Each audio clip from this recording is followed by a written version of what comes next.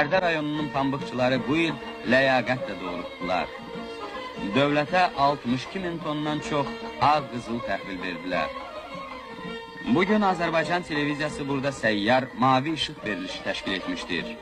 Verilişdə rayonun qabaqçıları iştirak edirdilər. Rayon Partiya Komitəsinin birinci katibi, sosialist əməyi qəhrəmanı Rüstəm Səfərəliyev, pambıqçı sosialist əməyi qəhrəmanı Ümmət Əliyev, Azərbaycan kolxozunun sədri Hüseyn Ağayev, adlı sanlı mexanizator Tərlan Musayeva.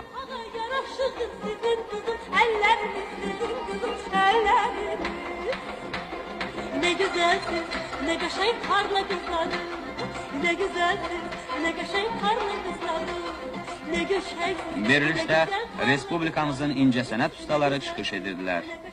Əminik ki, Bərdə pambıqçıları gələn ildə Respublikamızın tarla əməkçilərinin sosializm yarışının bayraqdarı olacaqlar. Ne qəşəngsin, ne qəşəng parla qızları, ne güzelsin.